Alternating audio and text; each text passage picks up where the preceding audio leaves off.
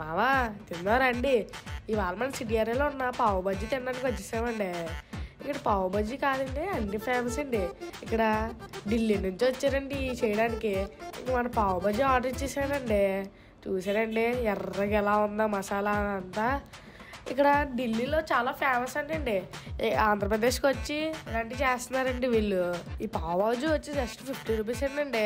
చాలా బాగుంటుందండి. ఇది చాలా చీప్ అండి. ఇక్కడ ఇందులోకి వచ్చిన తర్వాత తినాలనిపించిందండి. తర్వాత ఆ కర్రీని అలా మిక్సింగ్ చేసి అది చేతిలో తీసుకొని తిన్నానండి.